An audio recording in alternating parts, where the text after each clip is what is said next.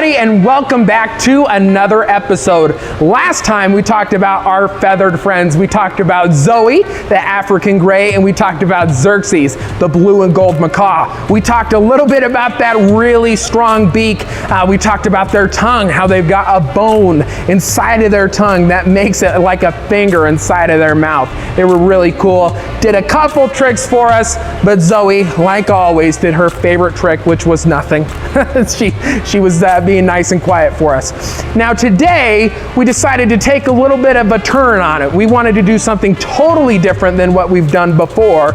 We decided to do a video all about tarantulas. So today, you can see I have my friend Parker, the Chilean rosehair tarantula. Now you can see she is just one of the sweetest tarantulas around. Just hangs out on my hand. Very, very used to people. We get her out all of the time. So she's not scared of us. She knows she's not gonna get eaten or anything like that. And we know we're in no danger holding the tarantula either. Now, Chilean rosehair tarantula, where do you think she's from? Chile, right? She is from Chile. Now, Parker here is just about fully grown. She could get maybe a little bit bigger, but she's just about fully grown right now. Now, take a look at her size. You can see she is a little bit smaller than my hand. Well, quite a bit smaller than my hand here. Now, Parker, we're guessing she's somewhere in the range of 3 to 5 years old. Now, that is not old for a Chilean rosehair tarantula. The females can live for upwards of 20 years. Now, that is a very long time, right?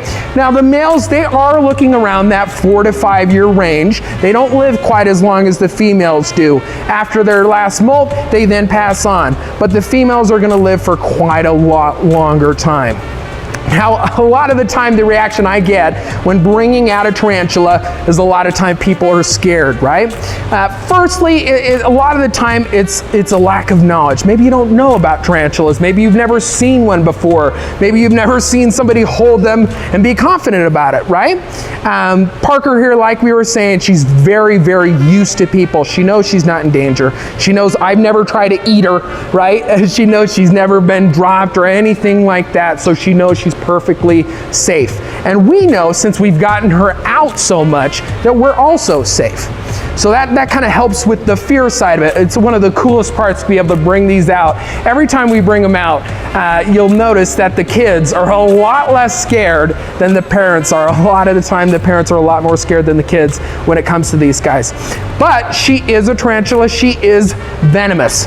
Now, if, for whatever reason, if she were to bite, it would be no worse than an average bee sting. So it really wouldn't be that bad unless, of course, you were allergic to, their venom or something like that. But what do you think Parker's gonna do if she gets scared?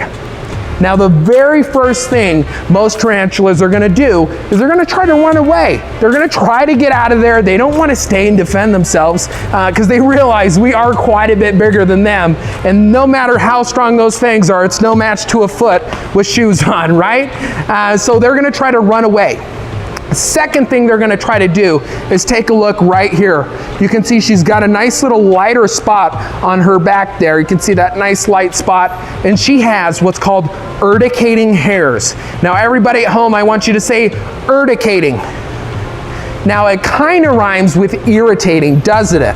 Now, what she's gonna do if she feels threatened, she's gonna take these two back legs and she's gonna flick that part right there. And these little tiny hairs are gonna fly off, and if they get on your skin, they're gonna be super, super itchy. Now, those little hairs actually have little tiny amounts of venom in the hair that get really, really itchy once they're inside of your skin. You know, back a while ago, they actually made itch powder, and they used tarantula urticating hairs for that itch powder. Now, I have been flicked by a tarantula before, and I can tell you that's not funny. It is not enjoyable. Some people tend to be a little bit more, susceptible to being really, really itchy from their hairs, and some people don't really feel it that much. So we talked a little bit about my friend Parker here, how she is venomous. So she does have fangs. Now, Christian, our camera guy here, what do you think is the best way for me to be able to see her fangs? I think you gotta put her on your face. Gotta put her on my face. All right, folks, you heard it. Let's see, I gotta take a look at these fangs here. All right, now, I can see 2 venomous fangs, very good. I'm able to see those nice and good here. Let's get another view. All right, they're right on my glasses here. All right, now they're about this big, not super huge, because she is still a fairly small tarantula species. She doesn't get super big like some other species do. So they're not super huge right now. So she's gonna eat smaller meals like crickets, little bugs and stuff like that she can find. Now, we did talk about Parker, the Chilean rose hair. I thought, you know what, let's amp it up a little bit. Let's bring an even bigger species of tarantula out. So we decided to bring my friend George, the salmon pink bird eater tarantula. Now you can see I've got my friend Andrew with us today. He is holding our friend George. Now George, look at the size comparison here. He is quite a bit bigger than my friend Parker. Now the salmon pink bird eater tarantula, he can get upwards of 11 inches. Now that is about the size of your average dinner plate. That is going to be a very large tarantula. And just like Parker, just like we were saying, she's got about the same type of venom. If George were to bite, it would feel just about a bee sting. So, you know, not as bad as what a lot of people think when you think of tarantulas. Now you can see on his back here, that spot where those urticating hairs would be. Now George here, he's not as used to with people as Parker is, which is why I brought my friend Andrew with me, because I'm making Andrew hold him, because he requires a very skilled handler, and I like to hang out with the super relaxed ones. So we'll let Andrew deal with the ones that need a little bit more special care. Now you can see back on his abdomen there, he is bald where those urticating hairs would be, because he does like to practice the art of flicking those hairs out and being rather defensive. The name bird eater. Now George, at this size, there is no way he's going to be going for birds, because he's a fossorial species. Everybody at home say fossorial.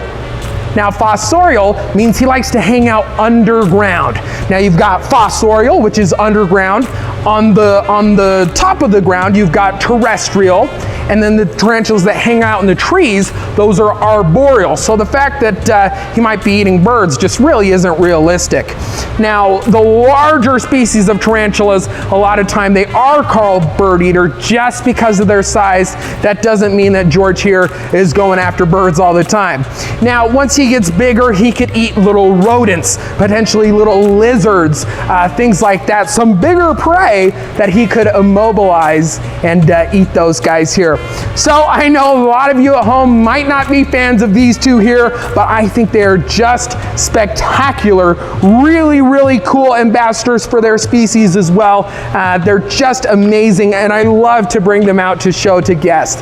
So I'm glad we got to talk to you guys a little bit about our tarantula friends here. Hopefully, if you are super scared of spiders and tarantulas, hopefully this video helped you out just a little bit to realize that they're really not that bad. They get a really bad rap, but they're not that bad. They're super, super fun, really cool to bring out, engage with people. So awesome. We talked a little bit about George and Parker today. Thank you so much, Andrew, for holding George for me, and we'll see you on the next adventure.